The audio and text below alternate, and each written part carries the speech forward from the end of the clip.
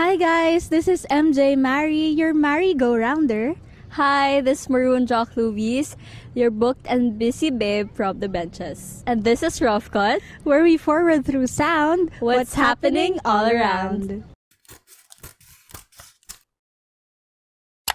So, Mary, how are you these days? Well, I'm actually trying to get through the week na lang this week kasi nga it's really midterm season na ulit. Yeah.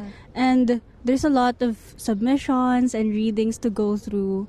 So, siguro kakayanin naman tayo this week. How about you? Well, same. Very burdened din sa midterms. And I think this is just the start of Yeah, being actually. busy. Lalo na sa Cal, diba? We have so many readings, so many write-ups. Pero, yes, we will survive. Actually, this is like a very big culture shock for me, yung mga readings, yung midterm season, kasi as a probinsyana girly, there's no concept of midterms and all of those readings talaga. Yeah, that's true. And like, growing up, so, actually, probinsyana girly din ako, so I can totally relate to Mari. Growing up, diba, parang we have so many conceptions of what UP is like, Yeah. kung paano ba yung college life, pero nothing will ever prepare you for the real deal. Like, from our first year, parang we really have to adjust from transitioning from, our own provinces to here in Quezon City. Actually, kasi UP is my dream school. Of course, it is a dream for almost a lot of probinsyana students talaga para makaahon raw sa buhay and all of that. And looking through the environment dito sa Cal and here in Magdangal, parang grabe, it's really crazy to think about how much sacrifices we have gone through, especially me, para lang makapasok here in UP. Most especially nga, this is the dream that I want to be in talaga. Well, I'm so happy for you na really made your dreams, or like at Thank least one of you. your dreams, into a reality, which is UP.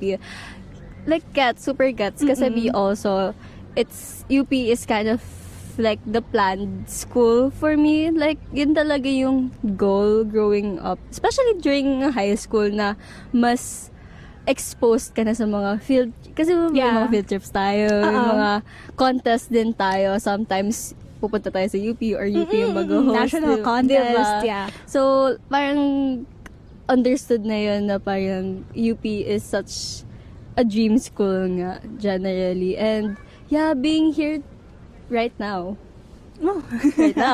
it's really, parang, it's motivating. Lalo na kahit na busy tayo this season, Yeah.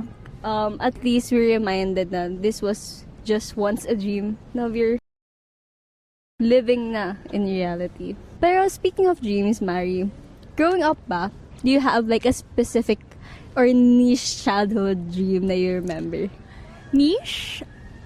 I mean, I can say if this is a niche dream, pero well, I grew up watching a lot of Disney movies, Oh. Barbie movies, and all of that. So, parang it's really ingrained in my mind to dream big talaga. Yes. Whatever you want, as long as you dream of it and you really believe in that dream, matutuloy siya and it will be granted to you. So, pangarap ko noon, maging prinsesa. That's naman. Nag-hesitate pa talaga sabihin. Nahiya. Pero like, syempre, as a child, you're really exposed with these kinds of media. So, parang, there's a lot of whimsy to the concept of a dream talaga. Tapos, I think it's really affected na when growing up na, and you have to think of what your dream job is, your dream university is. So, I really dreamed big. So, other than being a princess back when I was a child, nung nag-aaral na ako in high school, I was dead set on becoming a doctor and going to UP nga talaga. Minsan nga naisip namin ng sister ko to go to Harvard pa. Wow. Kasi nga dream big. Yeah. Because I was exposed with Cinderella, with Barbie and the Three Musketeers and all of that really challenges the stereotypes na hindi mo magagawa ang dream mo. Pero actually, you can. You can. How about you? Well, unlike you, very kikay yung dream. Fantastical din naman sa akin. I dreamed of becoming a vampire. Kasi yun, fan of the Twilight series. Yeah. Like, Sobrang gets. I Bella's had one. like a super long face towards Edward Cullen. Oh, and, gets. parang sobrang cool lang na idea ng vampire sa akin. Like, yung concept ng immortality. Yes. And yung parang you'll learn how to live life kasi you've been living for like how many centuries. Oo. And yun, so sobrang cool lang ang concept ng vampire sa akin growing up. Which I also think I adapted din. Like, not in a sense na gusto ko ng immortality or like ng power. Pero parang gusto mong mag-adjust sa life na you're living and to learn the best ways that you can make out of your life currently. And so, growing up, parang dahil sa love ko for, yun nga, like Twilight and all the literary pieces, I also got into writing itself. Yeah.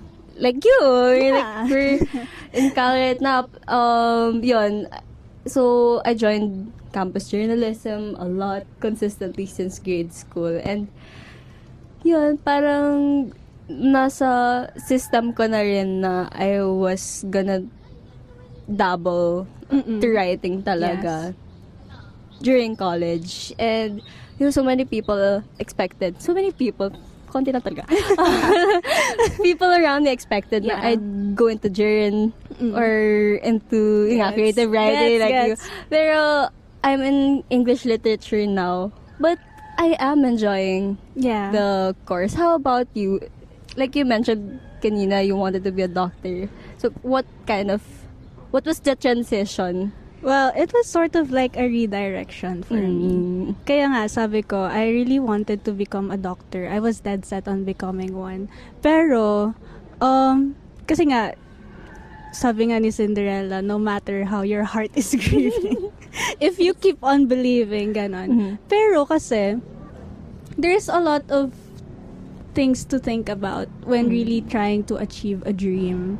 Minsan kasi, in the middle of trying to achieve that kind of dream na talaga, magkakaroon ka ng existential crisis. Ito ba talaga ang gusto ko, or ito lang yung turo sa akin ng mga tao na very practical to do, or that's the best thing to dream about.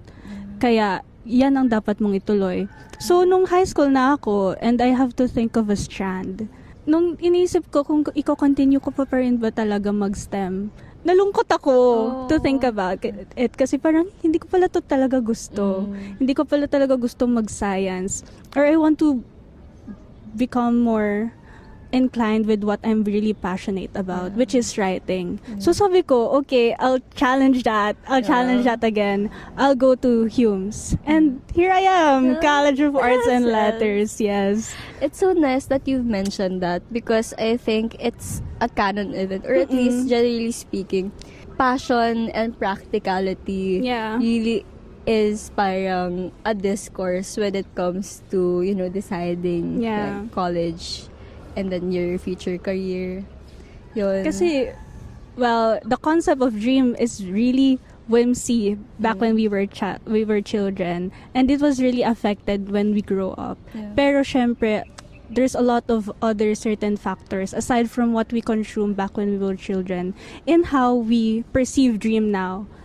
Ngayon na matatanda na tayo, most especially from society talaga. You've mentioned kanina na you had existential crisis because a personal problem. Kaya you decided to shift gears. But may I ask, like, were there other factors that really pushed you to decide na, okay, I'm not gonna do this anymore, I'm gonna pursue something different? I don't think there's other reasons or factors personally. Pero if you think about in a wider perspective, there's a lot of people talaga who changed their dreams or really did not pursue the dream that they really want because of a lot of factors. For example, financial factors. Kahit na, for example, going here in UP, kahit na it's really a state university, free tuition, iba pa rin kasi you have to go from the province to the city here in Manila, in NCR. You have to, kailangan mong kagastos ka not just in your transportation but also your living expenses, which is really hard for a lot of people. And not other than that, opportunities as well. Yeah. For example, ako gusto ko talaga maging writer, 'di ba? Pero minsan pinagsisisihan ko siya in the middle of it kasi alam mo 'yun, there's a lot of opportunities if I continued to become a doctor instead of being a writer, which is kind of sad to That's think true. about it. How about you? Well, personally, I think, I've always wanted to be in the humanities. Yeah. Pero, yun nga, I also agree na sometimes when you're doing your thing, one time I went home to my mom, and while I was doing my paper, Yeah. sabi ko sa kanya, Mommy, ano magiging trabaho ko? Because, parang we're kind of pursuing something Yeah. that we're passionate about. Yes. And, yun, parang mapapaisip ko rin talaga na what will come of us since, let's be honest, humanities, we don't have as much opportunities. Yes. At least in the corporate landscape compared to like in the sciences and the math. Yes. Actually, Business, even in the marketing. corporate nga eh. Diba? Kasi, for example, in creative writing, common discourse sa amin kung anong mga concentrations ang kukunin namin. Kasi ang pinakamaraming kita if you go to playwright.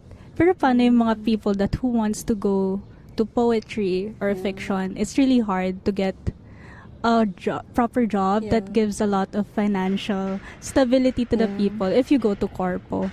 So, parang, yun nga, ingrained na I think dreaming is also a privilege for some. That's true. Yeah, I think the conversation of passion or practicality Yeah. is a privilege in itself. Yes. Kasi, I think the both of us, we are very lucky to talk about this in our dream university because fortunately enough, we're able to Yes. go into our dream university kahit na we're from the province.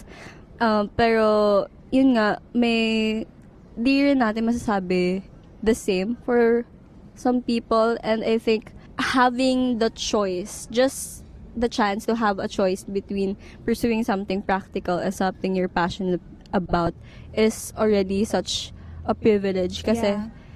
a lot of people, they automatically have to like have this parang one road lang na this is what I have to do because this is what I can do to help my parents, my Yes. family. Do you think ba there's a middle way between practicality and passion or like a dream? Well, I think personally, you don't necessarily have to choose. Or at least, case to case basis siya. Yes.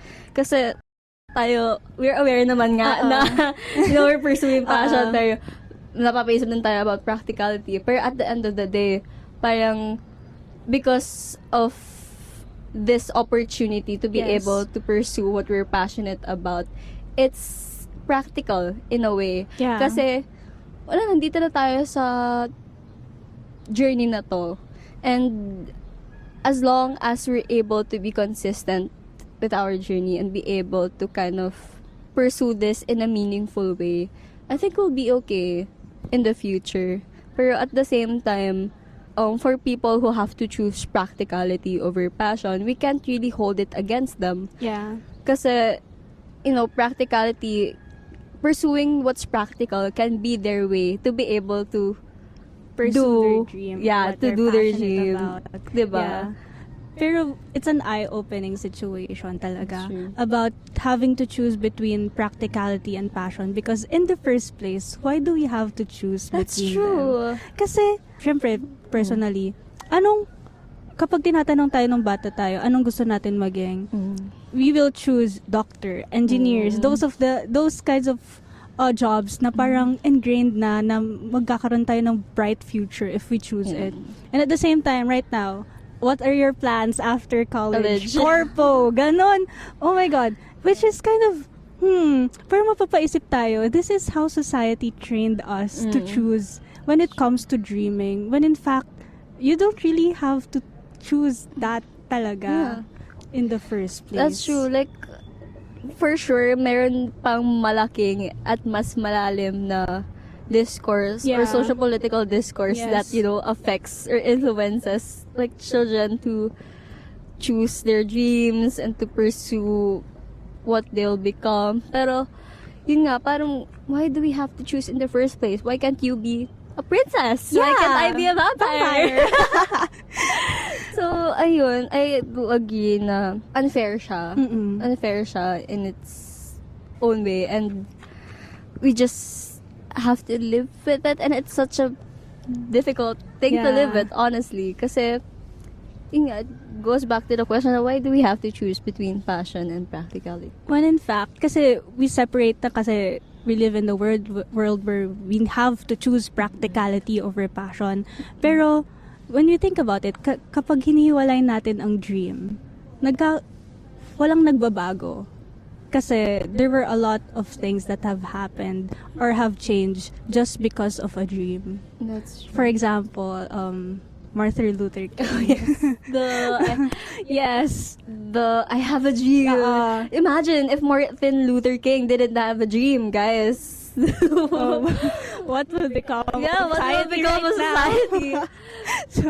So I think we should not sway away from choosing to dream as well. Although understandable talaga that there are circumstances na we cannot choose talaga the dreams that we need.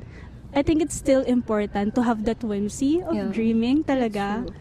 Like, even if you're pursuing something practical, it's important to dream. Like, for example, si Marie Curie. Like, she's such a renowned scientist. Yes. Pero she had a vision. You know, she had her ambitions. She had a passion to pursue something along with the practical nature of science. And because of that, she had so many discoveries. She had the Nobel Prize. Like, very for a renowned na woman, siya, diba? actually. So, ayun nga, parang dreaming is such an essential part of being human. Even if you're not a child. Like, parang have that little whimsy in you, as you said.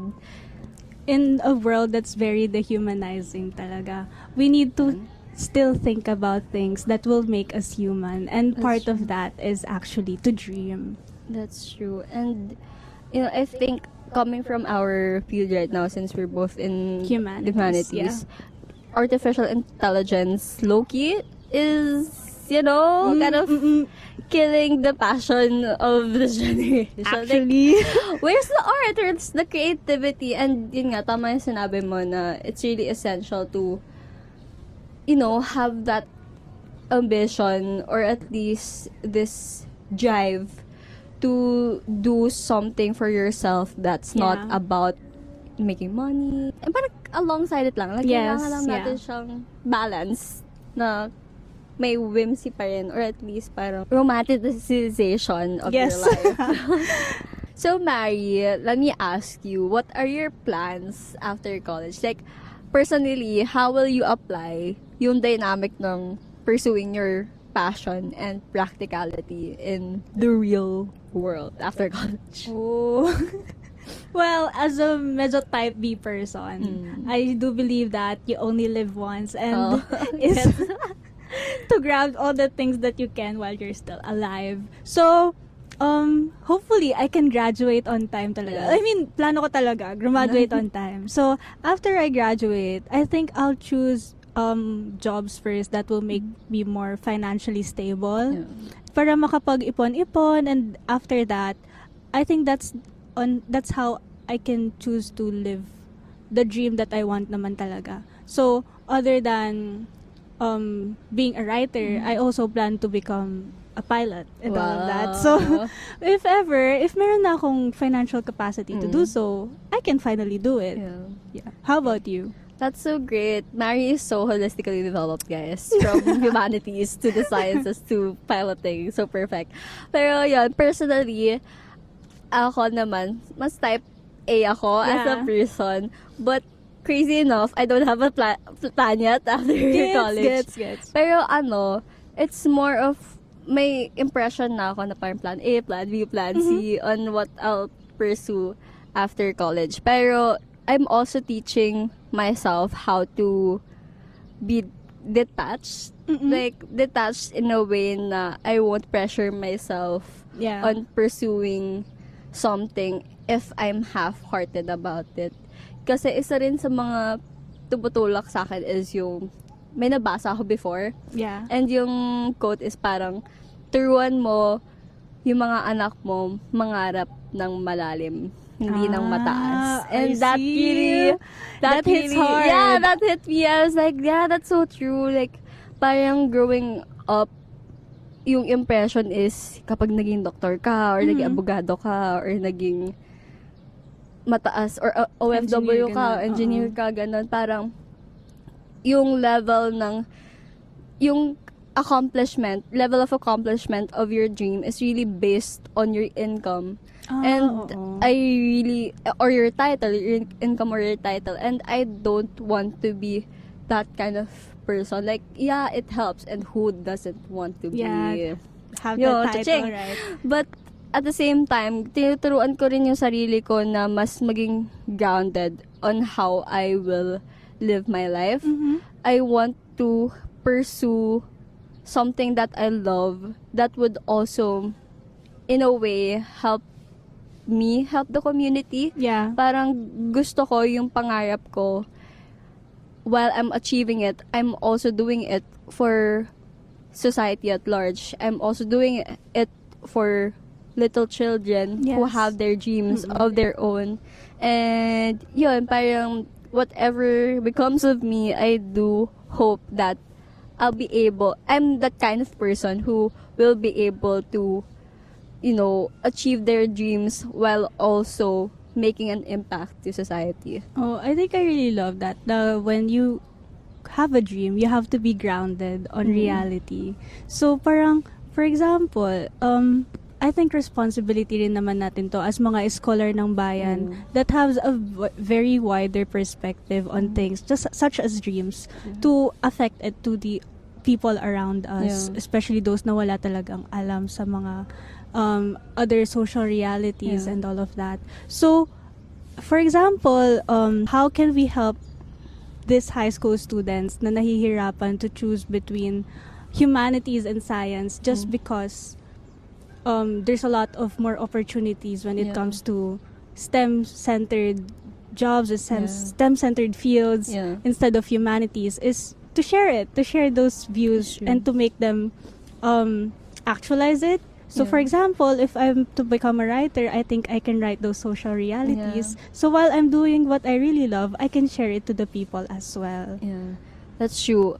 I think, sistema talaga yung problema. Yeah. Like, I think it's our responsibility talaga as Filipinos to use our rights and to do our responsibilities talaga in shaping our government in a way that would help society. Like, if we're talking about dreams, diba? Yes. Like, may pangarap, as a parent, may pangarap ka sa anak, para sa anak mo, yung anak mo may pangarap din para sa niya.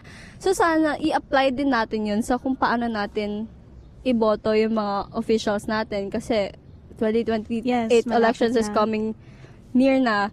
And I feel like, you really have to vote for a government or you have to vote for a candidate who has a dream of turning the dreams of their constituents a reality. I think that's the start of, expanding this narrative of choosing your passion or practicality. I think sobrang kailangan talaga natin ayusin yung sistema ng gobyerno para matulungan yung mga bata na nangarap.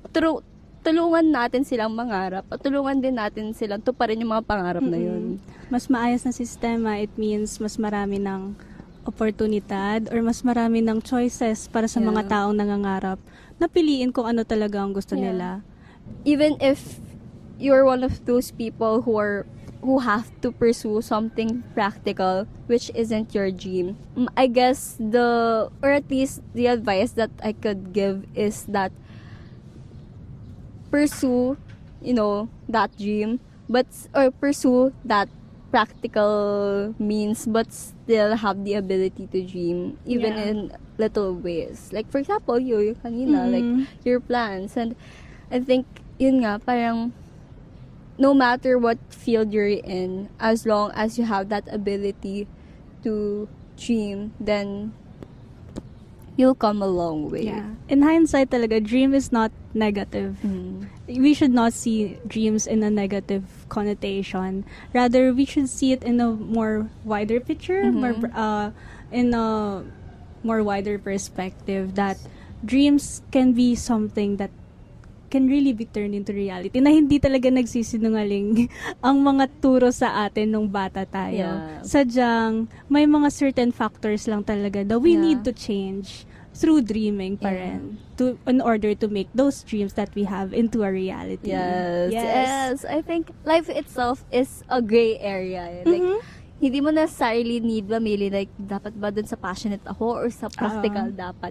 You can do both. You can do more of this than that, or more of this than less than that. You know, like, I feel like ang life, hindi dapat maging linear, na parang eto lang, since ito yung path na tinake ko, tuloy-tuloy na to. Like, there are many roads, there are many shortcuts, there are many longer cuts, but still, there is that particular destination that you're going to. Like, sa Maginhawa. Diba? Ang haba-haba ng Maginhawa, ang dami-haba ng Kalayaan. Pero, may maliliit na street in between. And, pwede ka dumaan in any of those streets and makakapunta ka pa rin sa gusto mong patunguhan. Yeah. So, I think that's life also. In a way. You know, you can dream whatever. Yeah. You can dream whoever. You can still dream. I can still dream to become a princess. Yes, You I can still dream to become a vampire. Witch or vampire, whatever. Oo. Like, actually, even if matanda ka na, if you still want to be a Barbie or a princess, why not? You know, like, don't limit yourself. Don't box yourself.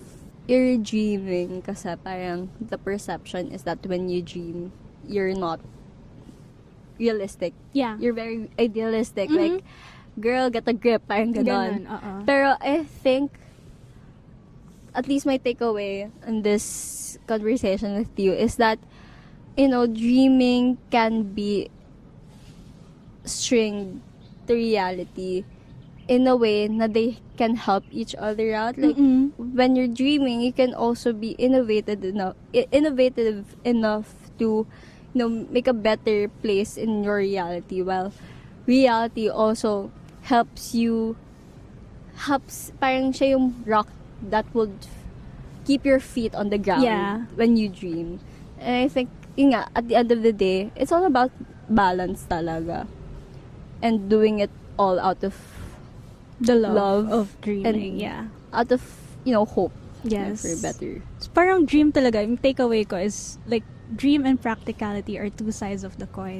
Na mabilis ngang differentiate the heads from the coins. But at the same time, hindi ka makakabili ng candy kung wala yung heads and wala yung tails. So, it's really, you know, they're really intersected in a way. Hindi sila dapat hinihiwalay from one another. Yeah. That's true. And, you know, at the end of the day, it's your life. Yeah.